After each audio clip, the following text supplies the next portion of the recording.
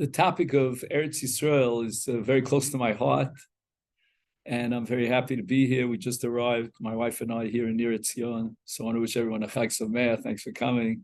Thank you. And come sit here if you like. Thank you. Good to see everybody. I know it's just a little bit before Yom Tov, so okay, great.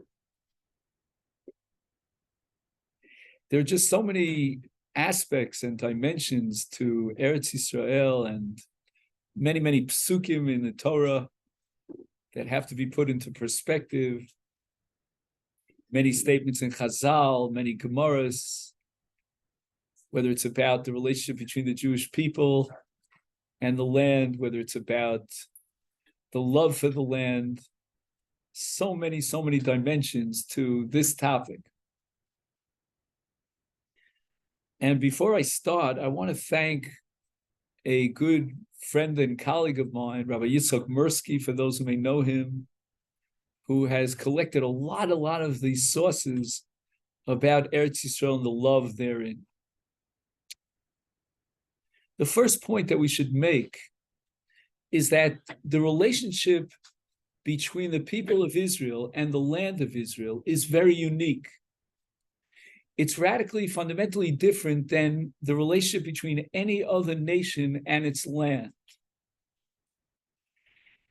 In the case of land, every land has its own particular grace, if you will, its own perhaps personality, its climate, its scenery, its soil, the views, what we call in Hebrew the nof. Every land has a personality. And the people who settle that land, whatever nation it is, they develop over the course of time a relationship with that land. And they sort of become imbued with the personality of that land, with that grace. And therefore, every nation has a particular relationship with that land, but that relationship is developed over the course of time. In the case of the relationship between the land of Israel and the people of Israel, we have something radically different. Our relationship to the land precedes settlement of the land. It comes way before we even saw the land of Israel, and we're already connected to the land. Later on, with the passage of time, the personality of the land of Israel is going to impact on the people of Israel. But that connection, that very fundamental, almost existential connection to the land, precedes the settlement.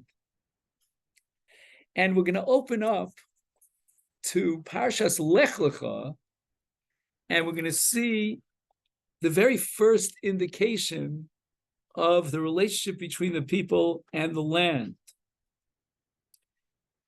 And HaKadosh Baruch Hu tells Avram Avinu at the Bris Bein HaBesarim in Bereshis Perek Yud Zayin, Vakimosi es brisi beini uveinecha, I will establish my covenant between me, you, and your descendants, lidorosam, for all generations, v'nasati lecha ulezaracha charecha, Eis Eretz Migurecha, Eis Kol Eretz Canaan, Lachuzas Olam, Vayisi Lachem Lelokim. Already at the Bris Bein HaBesarim, Avram Avinu has just at the beginning of Parshas Lech Lecha, he's left Ur Kasdim, he's on his way to Eretz Canaan, and certainly in the case of his descendants, they haven't seen the land.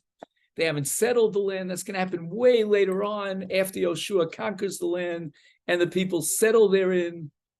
And yet there's already a bris relationship, a covenant that connects the people of Israel to the land. And HaKadosh Baruch Hu describes that covenant as a bris olam. This is eternal. This is not something that is temporary, that can be removed, but it's an eternal covenant. However, And here we get to our second major point. That relationship is conditional. It's not absolute. Every covenant, every bris requires what we call a hischayvus, a commitment for both sides, both parties that enter into this agreement. And HaKadosh Baruch Hu promises, from his perspective, that the land will produce. It will produce its fruits in its proper time. But that's conditional on Klal Yisrael fulfilling their part of the bargain. They are the second party to enter into this contractual agreement. And the Torah here in Parshas Lech Lecha tells us that the condition that we have to, the two conditions, I should say, that we have to fulfill are, number one, L'kayim mitzvos Hashem, to fulfill the will of God and implement his mitzvos, and number two, specifically, bris milah. And the bris milah plays a major role here in terms of the covenant. So we saw already here, Vakimosi as brisi beini veinecha and lizaracha acharecha. There's a bris between the people of Israel and the land. The Ramban here in Parshas Lech Lecha points out that this bris is repeated over and over again to each one of the avos. We see it here to Avram Avinu. It's going to be repeated later on to Yitzchak and finally to Yaakov. And the first condition is spelled out here in Pasuk Tes. Vayomer Elokim el Avram ve'ato as brisi tishmar ato v'zaracha charecha l'dorosam. So the first aspect of the bris is the fulfillment of the mitzvahs Hashem, but that's not enough. Because the Torah continues and says, "V'zos brisi asher tishmeru." This is the essence of the covenant. Unemaltem es besar or laschem, and you will undergo bris milah. So let's say from the start, because this is going to be very relevant to our whole discussion today, that bris milah is isolated and emphasized as a precondition that we, the people of Israel, have to fulfill in order for our acquisition and connection to the land to be permanent. Unfortunately, some people have missed that point, and that's something that's very, very tragic. But in any event, listen carefully to the language of the Medrash Rabbah. The Medrash Rabbah says the following: V'chisovrim atem lirash es haaretz. Do you raise in your mind the thought that you can inherit the land? V'atem arelim, and you have not circumcised yourself? Lo kach nemar le'Avram. That's not what I promised to Avram Avinu. When I said v'atas brisi tishmar unemaltem kol zochar. And it's fascinating that if you read the 5th chapter of Yoshua, of Sefer Yoshua, the Tanakh records that before Yoshua embarks upon the conquest of the land, what is the mitzvah that he commands? Milah. Because otherwise we have no claim to the land. So from the get-go, the second condition, the first one is to observe the mitzvahs, and the second one is the bris milah. And now we take a look in Parshas Ekev. And here the Torah adds another dimension to the relationship between Klal Yisrael and the land itself. So this is in Dvarim, Perek Yud Aleph. And let me read to you the psukim here.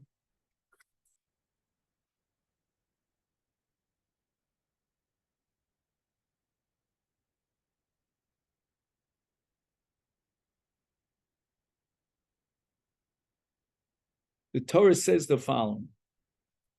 This is Perek Yud Aleph, and Pasuk Ches, Tes, and Yud.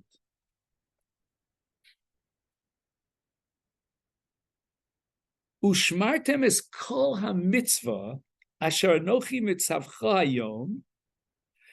If you will observe all the mitzvahs that I command you today, leman, and what will this lead to and culminate with?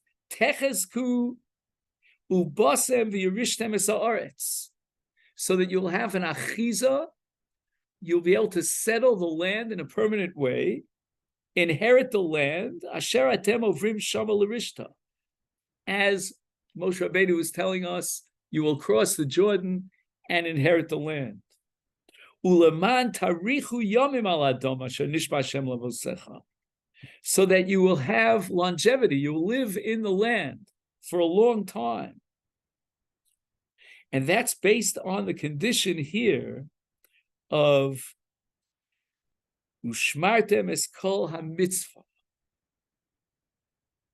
Ki ha'aretz asher atov ba shama l'rishta lo k'eretz Mitzrayim hi. There's something unique about this land. Ha'aretz asher atem ovrim shama l'rishta, and this is a special land. Eretz asher Hashem Elokecha doreisho sa tamid.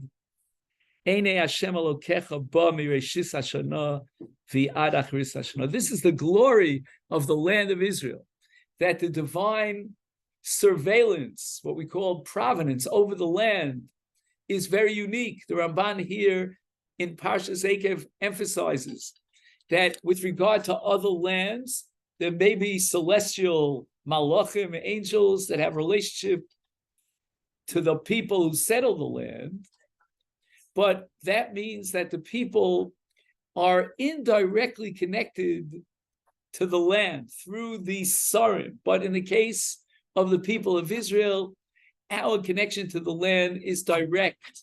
There is no malach, there's no angel, no emissary, no intermediary power that, in a sense, is the intermediary between us and the divine providence. And here, we want to mention another pasuk. There's so many different psukim. In Parshas Vayeschanan, in Dvarim Perek Daled, pasuk Mem, the Torah says, "V'shamarta es chukav ves mitzvosav." You will observe the statutes and the commandments that God has given you in the Torah, and therefore, leman tarich yomim al ha'adama asher Hashem Elokecha nosein lecha kol hayomim. And here we have a very strange syntax grammatically in Lashon Kodesh, because although it's clear that the Torah is again reiterating and re-emphasizing that condition of v'shamarta es chukav es mitzvosav, but in addition, the Torah now uses the term asher Hashem Elokecha nosein lecha kol hayomim. Now, the word nosein in the Hebrew grammar is what's called Lashon Hove. It's in the present. But really, since Moshe Rabbeinu is foretelling the conquering of the land and the settling therein at the time of Yoshua, then which grammatical form would have been more precise? Yitain, in the future, but it says nosein. Says the Kli Yakar something amazing, that there's a constant perpetual nesina of the land of Israel to the people of Israel.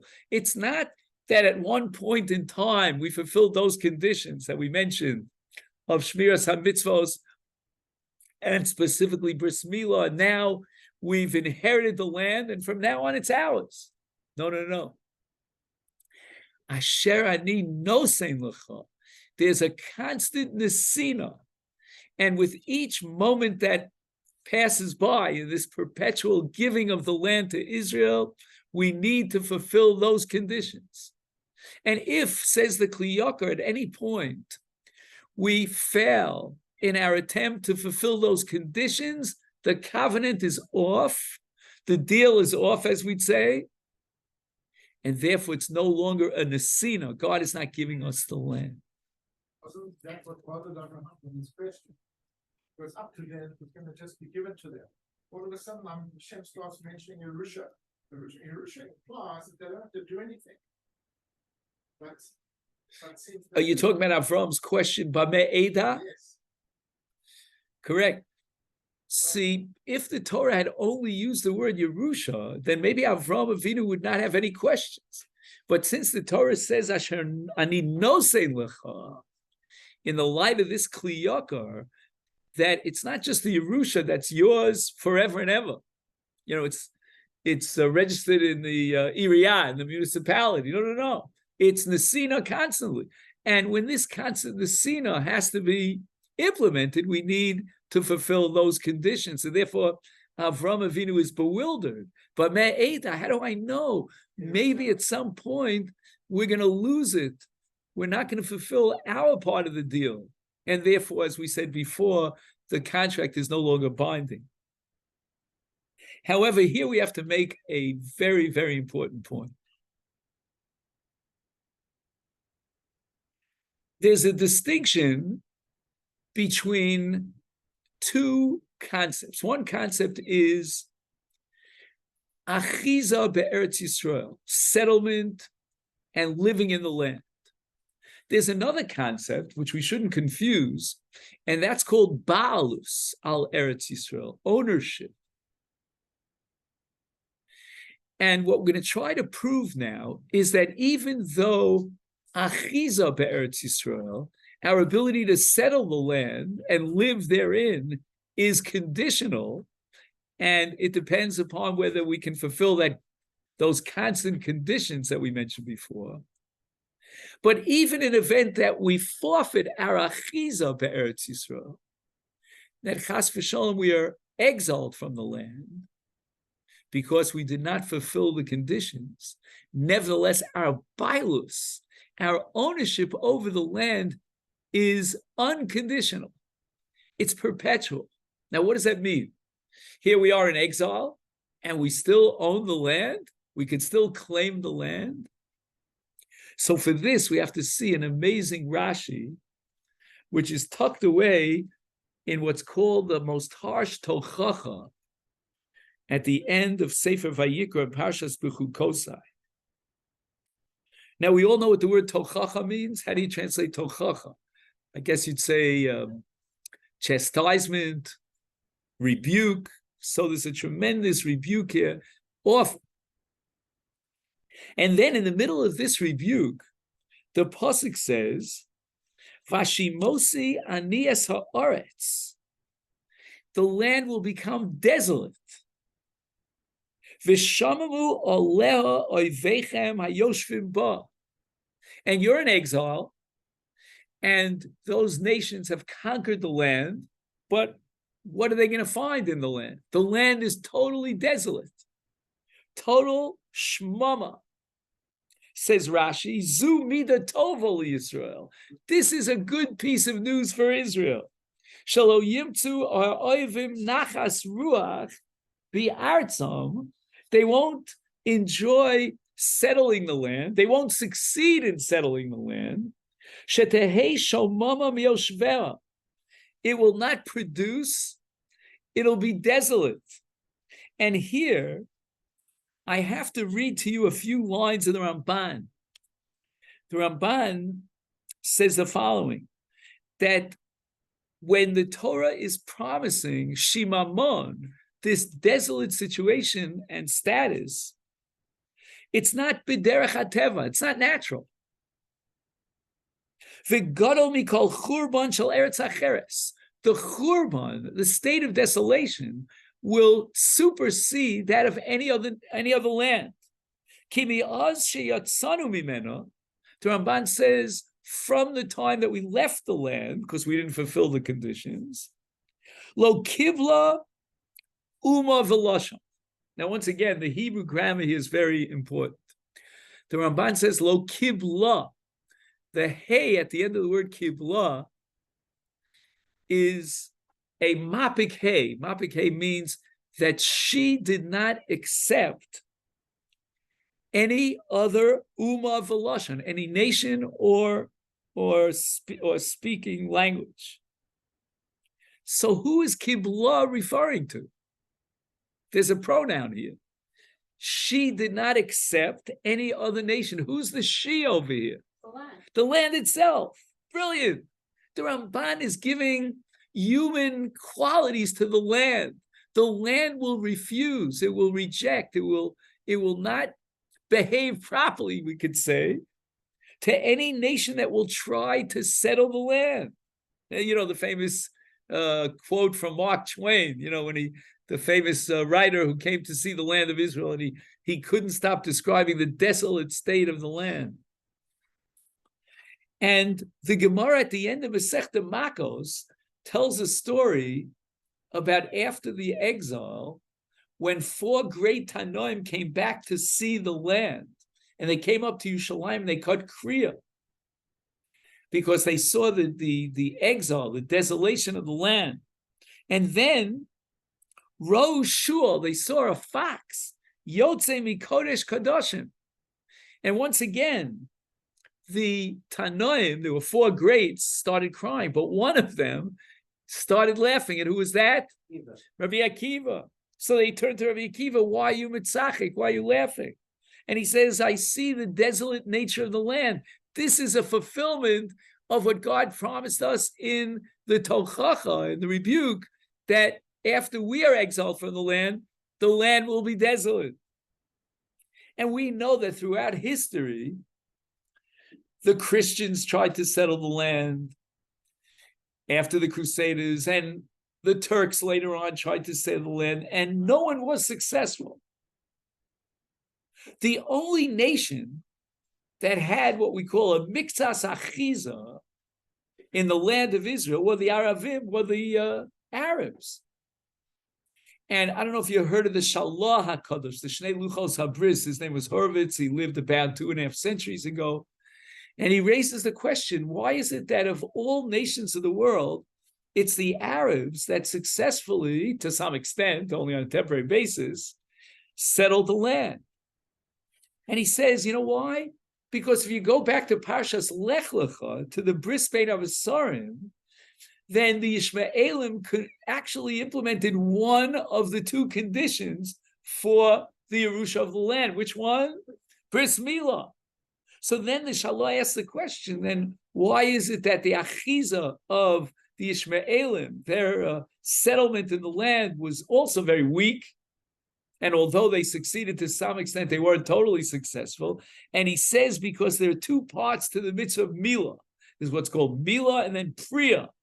And they don't have Priya, they only have Milah. So they didn't have a full-fledged mitzvah of Milah. But this is a fascinating idea, that throughout the history of the land would reject the people. And then in our time, again, after Chag Pesach here in Israel, they commemorate the establishment of the state of Israel. This is all because we saw the flourishing land, that the land was waiting in a certain kind of ne'emanut, certain, shall we say, loyalty to the people of Israel. This land is connected to only one nation, and that's the people of Israel.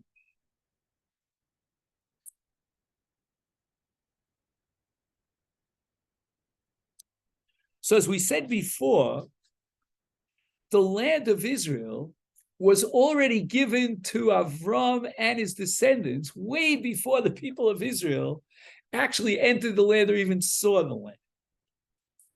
But I want to go back once again to the Bris Bein Avasarim, because there's something very important here.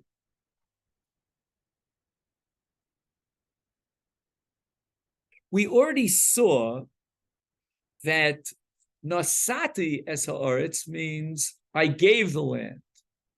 Etein es haaretz means I will give the land. But we saw already in the Kli Yakar that nosen means I'm giving the land on a perpetual, ongoing basis. Well, let's take a look at what HaKadosh Baruch Hu tells Avram Avinu, again in Parshas Lech Lecha, Perek Tesvav Pasuk Ches.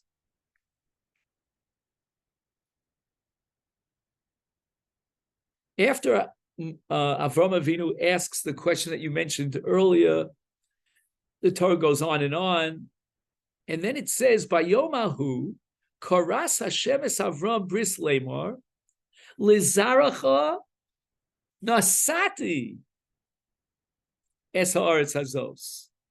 Here's the first time where instead of using etain or nosein, meaning in the future and the present, it says nasati. I've already given you the land in the past tense. And Rashi explains that we have a principle that Amira Ligavoa, when HaKadosh Baruch Hu makes a statement, like we saw in the 10 utterances with which he created the world, it's as if that has already become a reality. It's as if it was done already. So when HaKadosh Baruch Hu says, I'm giving you and your descendants are from the land, and he uses the word nasati in the past, it means I've already declared that the land is yours. What is the implication of this statement that the land was already given to Avram Avinu? Not that it's being given or will be given, but it already was given to the people of Israel, the descendants of Avram. So for this, I want to quote to you a fascinating Gemara in Masechta Bechoros. Listen carefully. There's a halacha in inheritance called Bechar Notel Pishnayim. The oldest male descendant or son will receive a double portion, correct? Everybody knows that. Now, when Yoshua conquers the land and then subsequently divvies up the land, right? He divides the land. Then clearly, when the land is divided into each family, then the Bechar will inherit Pishnayim, a double portion. But what about those who left Mitzrayim? Right, we're celebrating Yetzias Mitzrayim. Those families that left Mitzrayim, but they themselves didn't enter into the land. They died in the Midbar, in the wilderness. Did they have rights of Bechorah to inherit Pishnayim? And this became a tremendous issue at the time of a certain group of girls. Which girls do I have in mind? Benos Slavcha. So we have to understand. Chefer, that's the grandfather, had a number of children, the oldest of which was Slavcha. Now, Slavcha dies, leaves no sons, and the Benos Slavcha come forward and say that we should inherit a portion of our father. And Moshe Rabbeinu vacillates back and forth. Do they have a solid argument? Do they not? Until HaKadosh Baruch Hu says yes. However, according to one view, people don't realize this, in the Gemara in Bechoros, the entire question of Moshe was not about the Chelek HaPashut, meaning that the Benos Slavcha should inherit amongst the sons of Chefer their father Slavcha's portion, but the whole issue was about whether or not they could get a double portion in Eretz Yisrael. Why? Because their father Tzlafchad was a Bechar. So the Gemara says that the final decision was that the Benos Tzlafchad would inherit in the land at the time of Yoshua a double portion.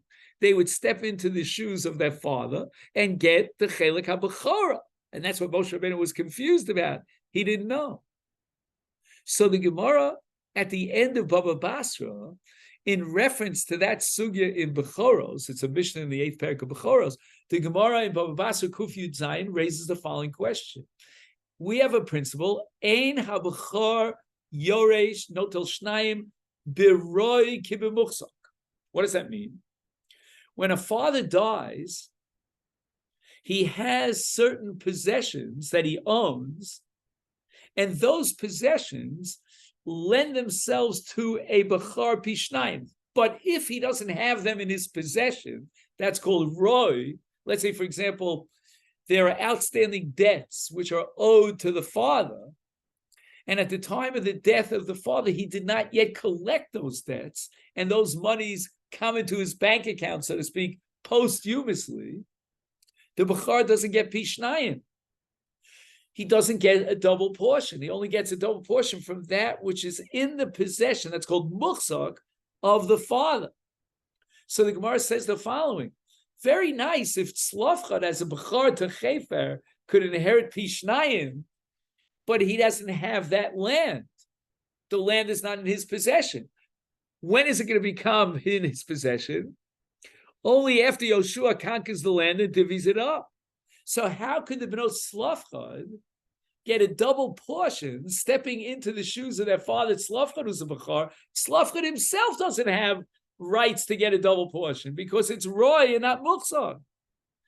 And the Gemara here, quoting the pasuk that we just saw, L'zaracha nasati yasar. It says the Gemara, Eretz Yisrael muchzekes ilanu ve'avoseinu. We already have a chazak on the land of Israel from the time of our forefathers, because nasati in the past tense means that God already gave the land.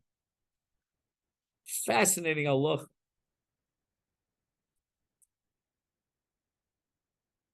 And now I want to talk to you about a Gemara in Sota on Daf Mem Zayin, which really introduces a whole new dimension to our discussion about the land of Israel.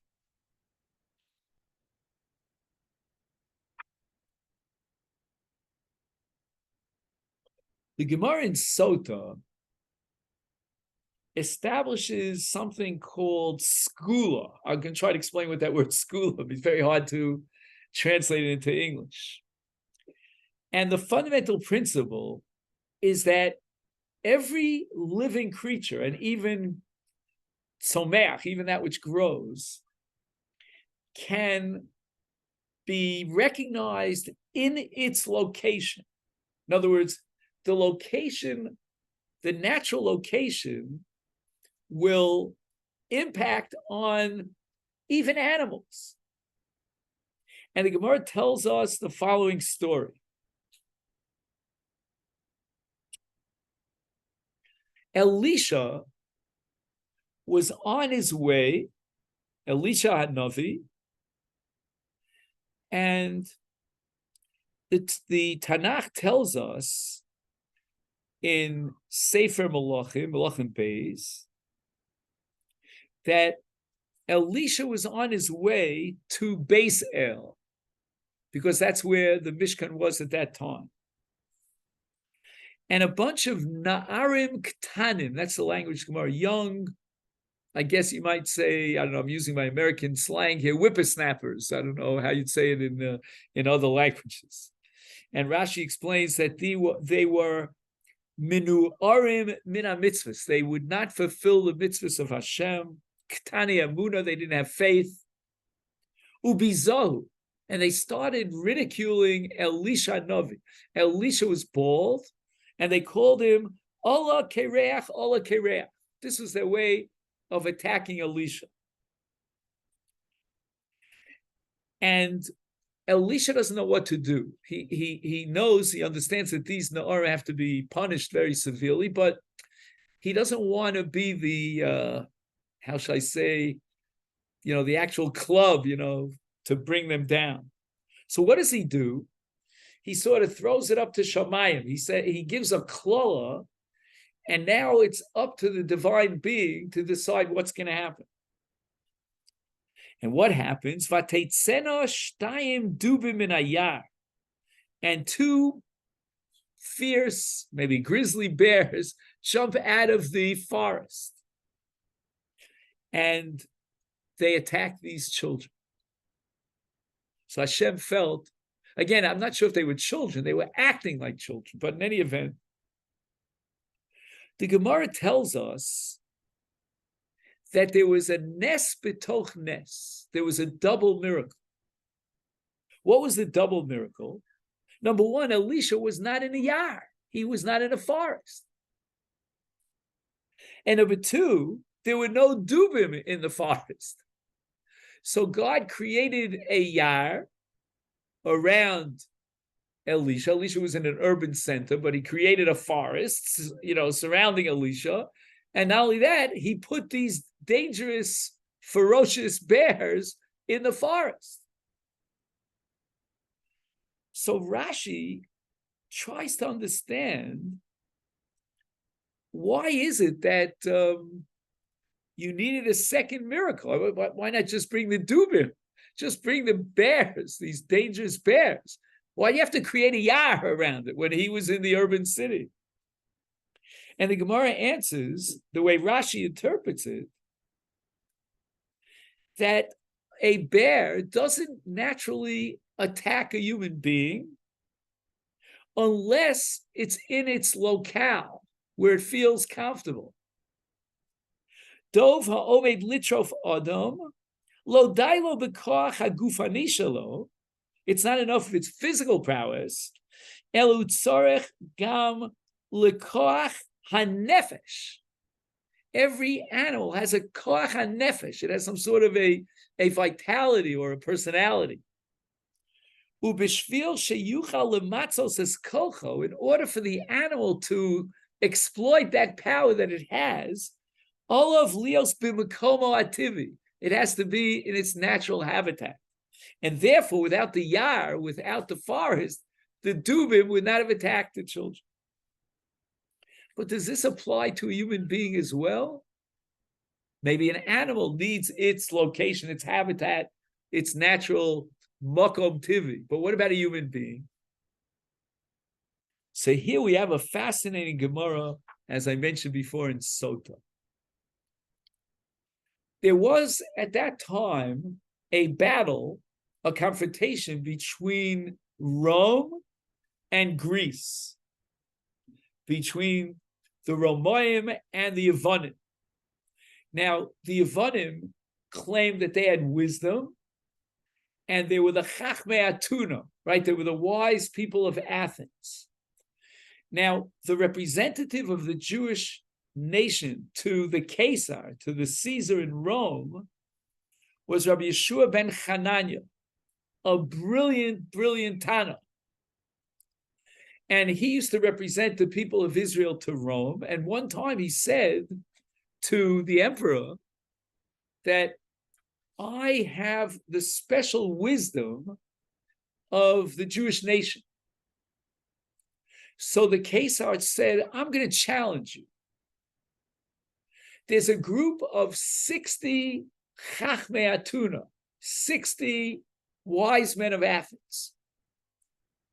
They're in Athens, but it's top secret where they're located. And not only that, even if you would find them, they are surrounded by police. No one can get access to them. Let's see. I'm going to test you, Rabbi Yeshua. If your brilliance is so great, let's see if you could bring those 60 Chachmei Atuna here to Rome, and then we'll know what to do with them. And guess what? Elisha steps up and says, I'm ready for the challenge. How is he going to successfully do this? So the Gemara tells us he used his brilliance to figure out where the Chachmei Atuna were hidden. He further used his wisdom to outsmart the supervisors, who were protecting them. But now he gets to the Chachmei Atuna. Okay, how's he going to get them over to Rome? So he presents himself to the Chachmei Atuna. I am the Chacham of the Jewish people. And they responded, they said, we're going to challenge you. You claim that you have wisdom? We have wisdom. So Rabbi Yeshua says to them the following. I'll tell you what. If you can outsmart me, do whatever you want with me. But I want you to promise me that if I can beat you at your own game with my wisdom, that you will give me at least the following honor and act of respect and get onto my boat, and we're going to have a meal together. The Chachmei Atuna agree, as the Gemara tells us, and then starts the whole question and answer period. And every question that the Chachmei Atuna hurled at Rabbi Yeshua, he was able to answer them. And finally, they gave up. They realized that his wisdom superseded theirs. So Rabbi Yeshua says to them, well, you made a deal. You promised that you would go on my ship. Now, Elisha, when he told the Caesar, before he left Rome on his way to Athens to prepare the ship, he had asked that the ship would have 60 rooms. And in each one of the 60 rooms, there would be 60 chairs. So now what happens is the Chachmei Atuna, because they had to live up to their part of the agreement, they start climbing onto the ship. And Yoshua guides them, each one to another room. So none of them knew that there were 60 rooms. And they saw in each room 60 chairs. So they assumed that they were just waiting for the other 59 Chachmei Atuna to join them. Meanwhile, Yoshua tells the sailor, the captain, I should say, let's sail to Rome. But before he takes off from Atuna, he fills up an argaz, a large casket full of the ground, the soil of Atuna, and he locks it up. When they land at the port in near the Caesar, they bring the Chachmei Atuna and they look terrible. They're all drawn out and to pale. And the Caesar says to Rabbi Yeshua, I don't believe that these are Chachmei Atuna. Chachmei Atuna, because of their wisdom, are robust and strong with a good complexion. So at that point, Yoshua ben Hananiah takes out the soil of Athens and he spreads it out in the air. And it had a certain smell. The soil of Athens had a very pungent odor.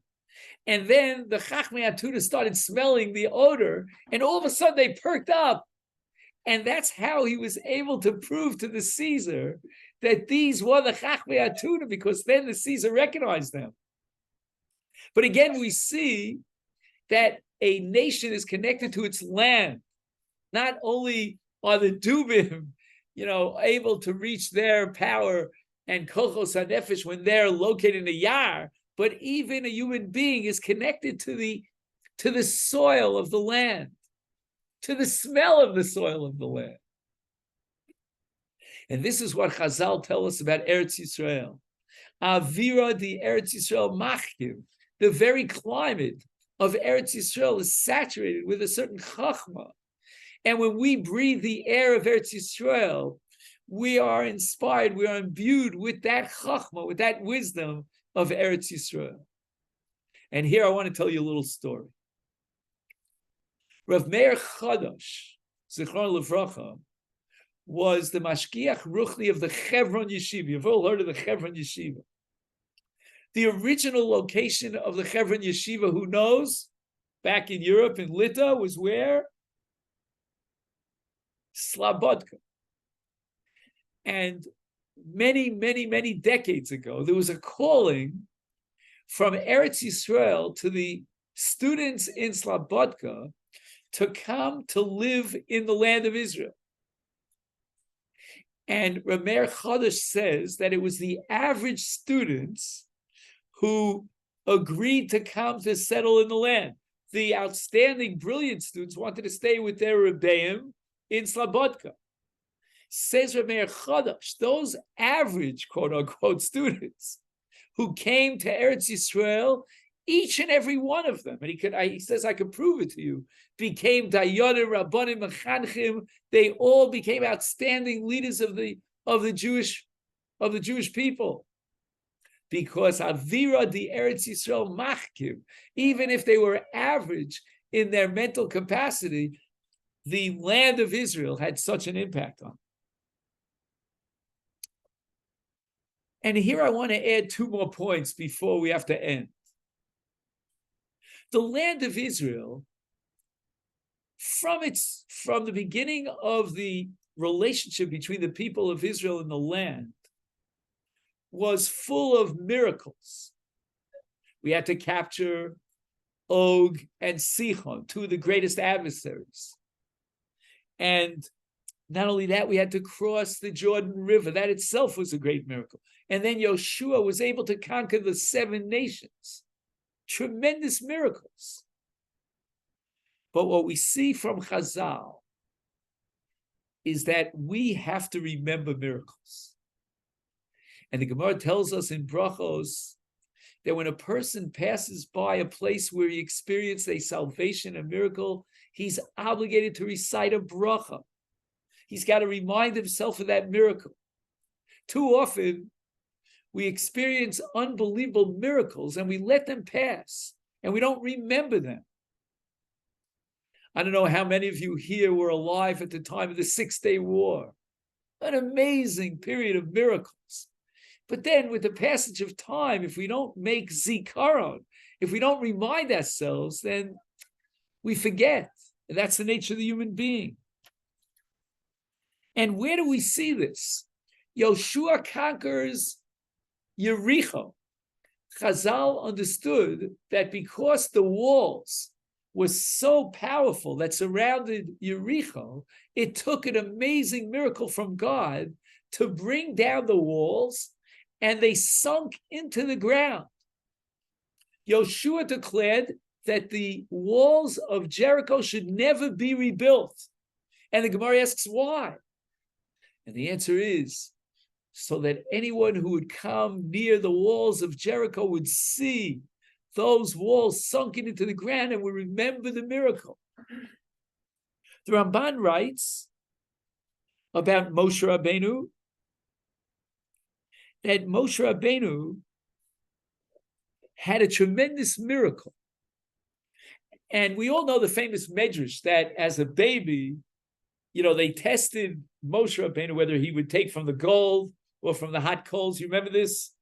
And Gavriel Amalek came down and moved his hand over so that he would touch the coals. Then as soon as his hands burnt, what did he do with his hands? Put them in his mouth and he became a kvad peh. The Ramban says, why don't we find anywhere that Moshe Rabbeinu, with his power of tefillah, of prayer, would ask Hashem a petition to remedy this kvad peh? And the answer, says the Ramban, is that since it was a great miracle, Moshe Rabbeinu wanted that miracle to always be remembered. Never forget that miracle. And there's a story about Rabbi David Azulai, Rabbi Avram Azulai, who was the grandfather of Rabbi David Azulai. Every city in this country has at least one street named after the Chidah's grandfather.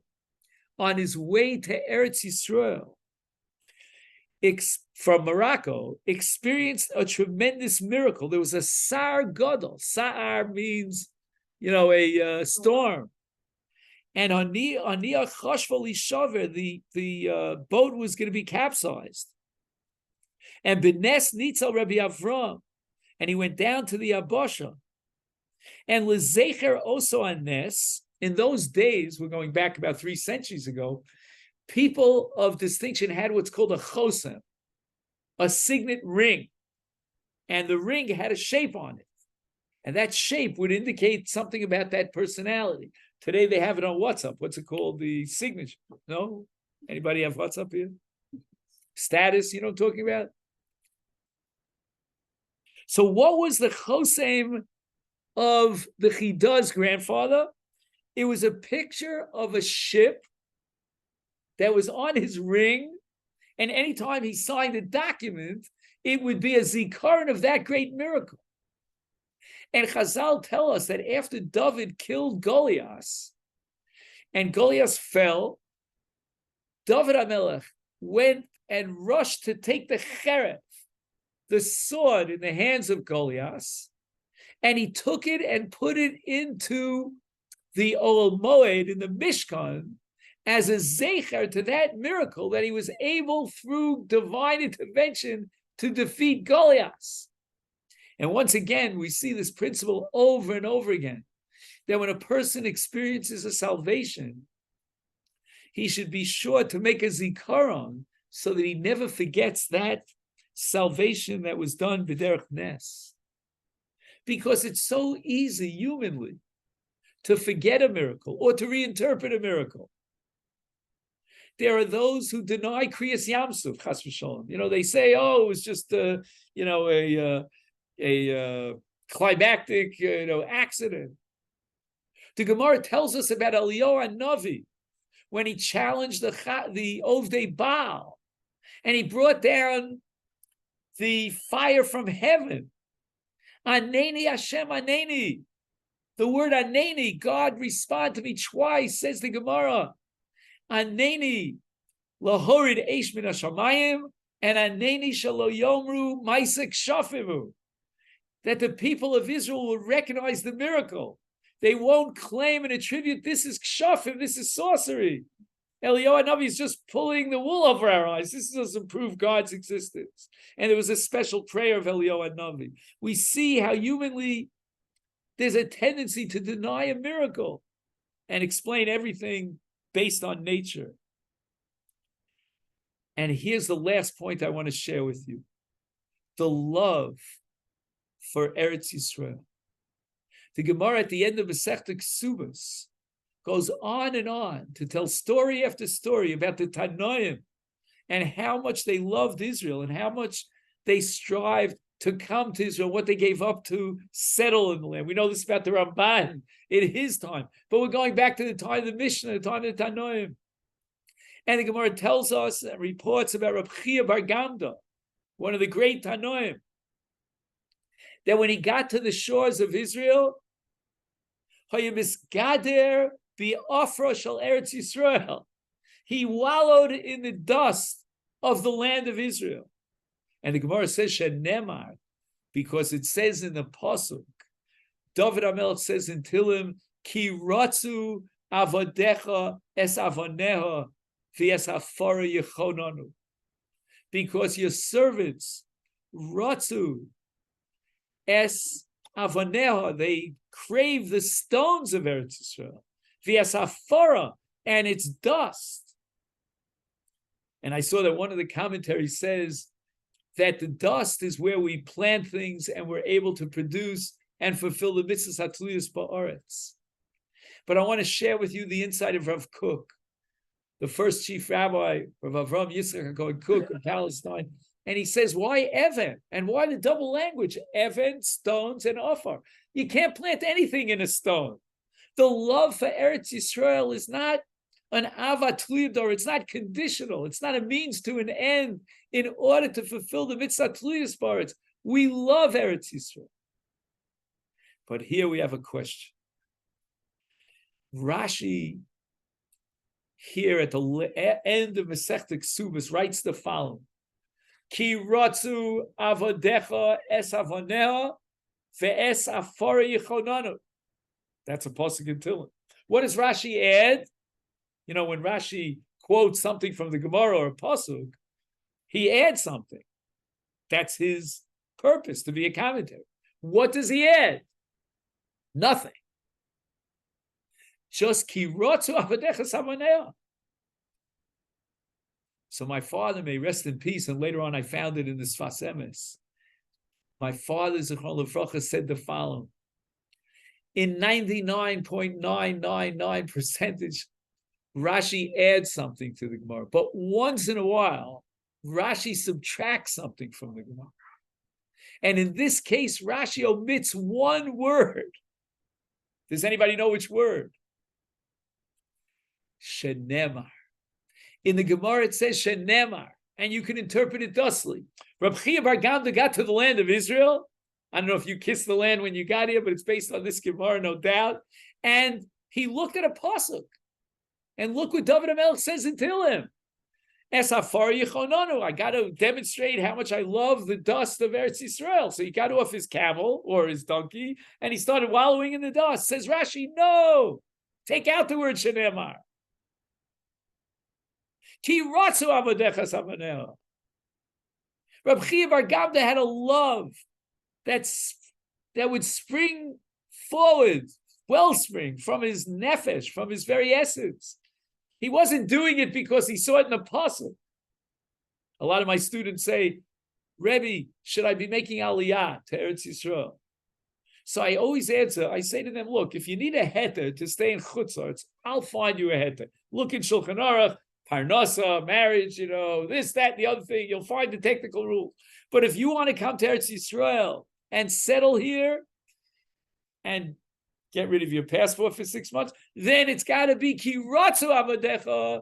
It's got to be the love, the dedication, like the Tanoim at the end of Masechta Ksubas. So just to summarize what we learned today, the many psukim that indicate that God gave us the land, it was a bris, it preceded our settlement in the land. We hadn't even seen the land and we were connected to the land. The land had a tremendous impact on us. Avira di Eretz Yisrael machkim. But we have to understand that a bris is a two-party commitment. And our commitment was, number one, to be Makayim, the mitzvahs of Hashem, and number two, especially the mitzvah of Bris Milah, and Yoshua will circumcise the males of Israel before we conquer the land. But our connection to the land is perpetual. And even if, heaven forbid, we are exiled from the land continues to be loyal to the people of Israel. And as Rashi says, Zu mida tova Yisrael, the land will always be shmama. No one succeeded in resettling the land. Yiratzah me'pi his will, that will be zocha to love the land, appreciate it. The Netziv Mivaloshin says that the Isser of the Meraglim was the Isser of Lashon Hara. They spoke ill about the land. And the Gemara tells us that the Amoraim used to avoid any negative description of the land of Israel. We should try as hard as we can to increase our love for the land, to always see the positive dimensions in the land. Ki ratzu avodecha savanel should be a true, genuine, sincere ratzon, a love for the land. And Hashem will grant us an achiza in the land, and will bring about the day when we can reestablish the Beis HaMikdash at the time of the Gula Shlema of Yameinu. Amen. Thank you so much.